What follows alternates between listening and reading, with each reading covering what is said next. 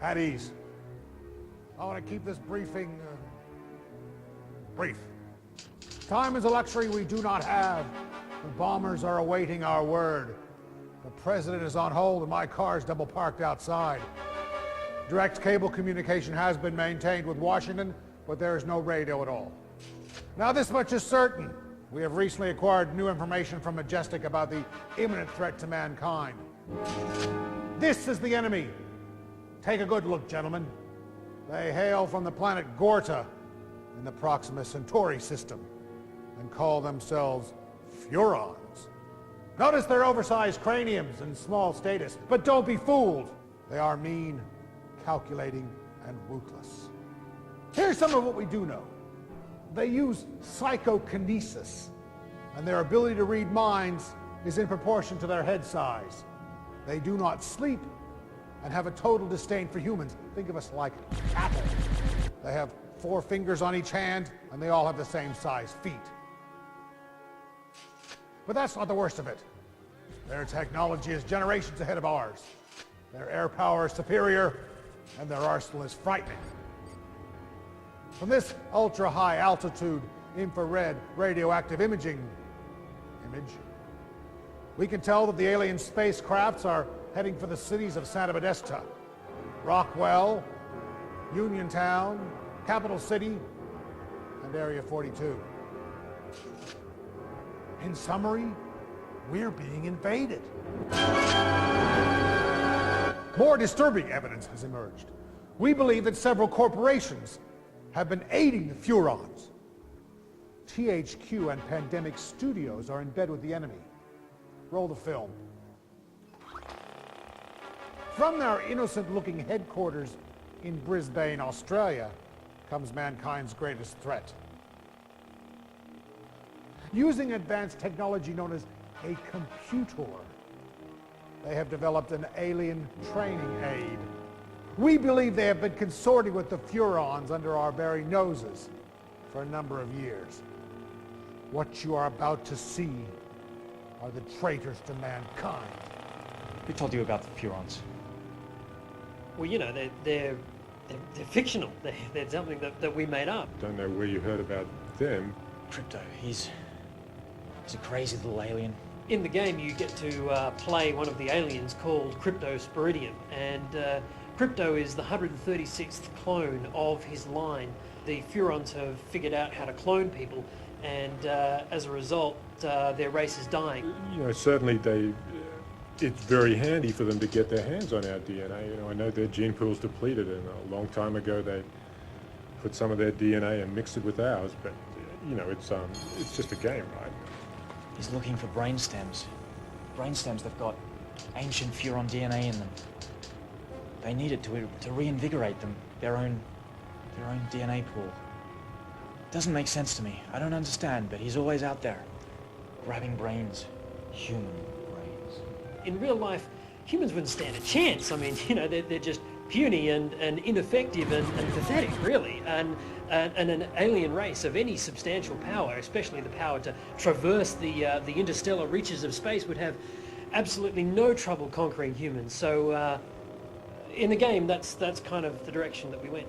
It's funny also because it's the 50s and everybody laughs at the 50s. Everyone can see that's funny. But when you can go into that environment and mess with it as an alien, it's quite hilarious. The lack of remorse is chilling. Pathetic humans! That's what they think of us. Well, let me tell you something. We ain't gonna get pushed around by no little 4-fingered, big-headed midgets whose sole intent is to steal our NDA. DNA. Whatever! Roll the film! Pathetic humans. All around town, you see them doing chicken dances. It's the Furon. He gets into their minds, their weak little minds.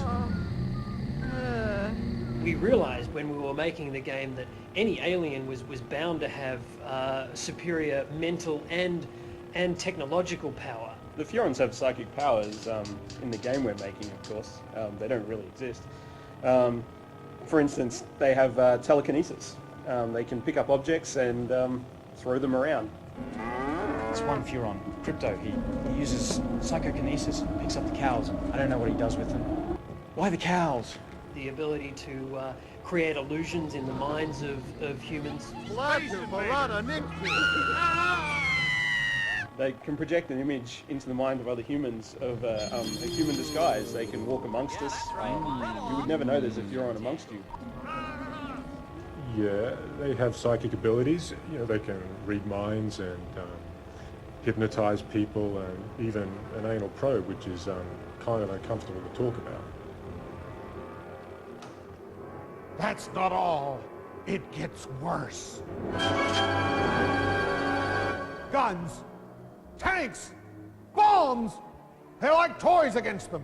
This is what we're up against. Roll the film.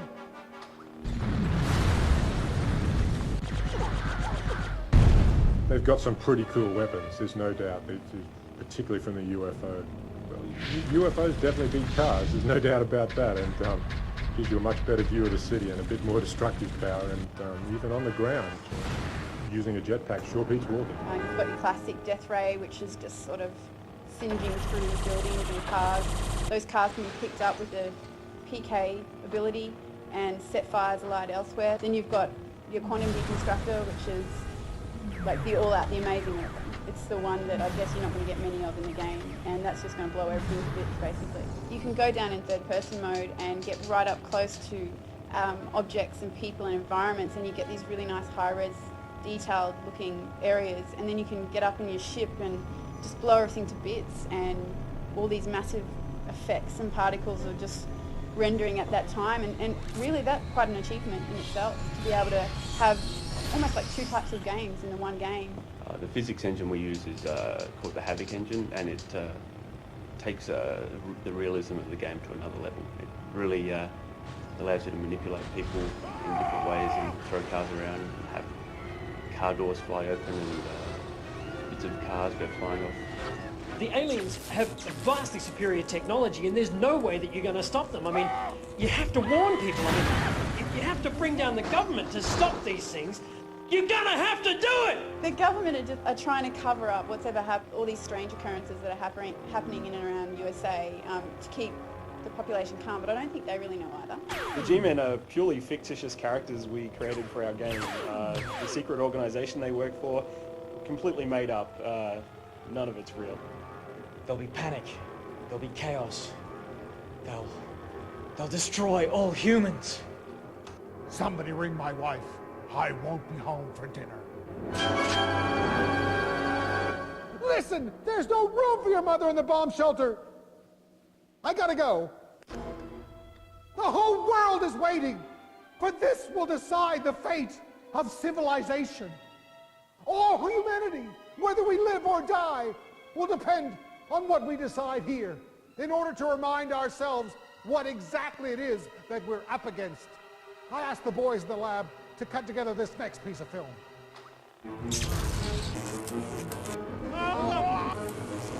The coolest thing about the game is that you can take the form of an alien and run amok in human society. 50s America, I mean, let's face it, you've seen them. They've totally got it coming.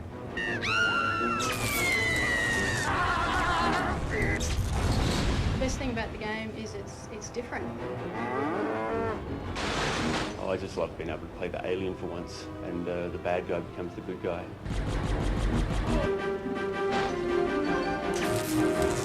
I love just getting in the UFO and just blowing stuff up.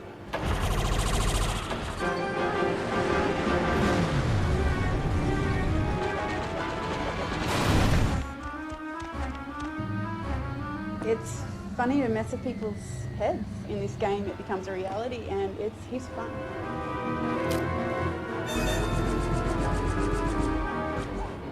I don't think you understand the kind of power that these guys have. I mean, they've got one mission on planet Earth. They've got one desire, and that's to destroy all humans. This is no game, gentlemen. This is mankind's darkest hour.